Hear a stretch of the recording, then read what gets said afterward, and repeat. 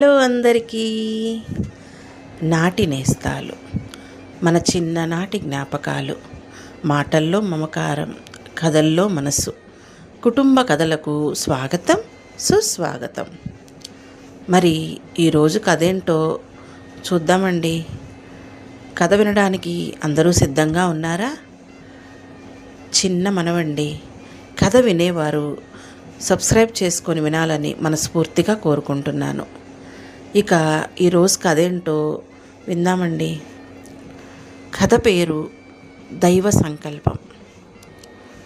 దీన్ని మనకు అందించిన వారు అలేఖ్య పులుకూరి గారండి. సమయానికి జరగాల్సినవి జరిగి తీరతాయి. నీకు కావలసిందల్లా నిన్నే చేరుతుంది. కావలసిందల్లా కాస్త సహనం.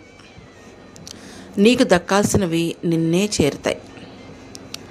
ఈ కథలో అనన్య జీవితంలో దైవ సంకల్పం ఎలా జరిగిందో వినేద్దామండి.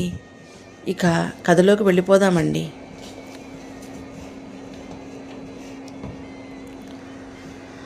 నగరమంతా గాఢ నిద్రలో మునిగిపోయింది. కానీ అనన్య మాత్రం తన ఇంటి టెర్రస్ పైన నిస్తేజంగా నిలబడి ఉంది.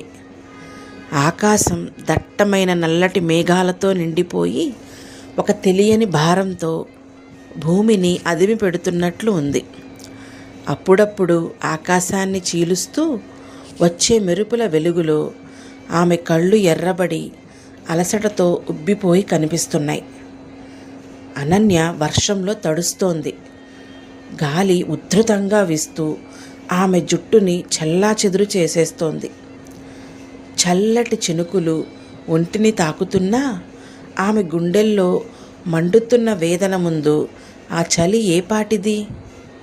ఒక్క నెల, కేవలం 30 రోజుల వ్యవధిలో ఆమె ప్రపంచం అతలాకుతలమైపోయింది. తను ప్రాణప్రదంగా నమ్మిన అర్జున్ తనను ఒక పనికిరాని పాత వస్తువులా పక్కన పడేశాడు. 5 ఏళ్లుగా రాత్రింబవళ్ళు కష్టపడి తన సొంత ఇల్లు అనుకొని పనిచేసిన ఆఫీసు నుంచి పింక్ స్లిప్ చేతికి వచ్చింది. ఆఖరికి తన బాధను పంచుకుంటారనుకున్న స్నేహితులు కూడా ఆమెను అనుమానపు చూపులతో నిలువునా చీల్చేశారు.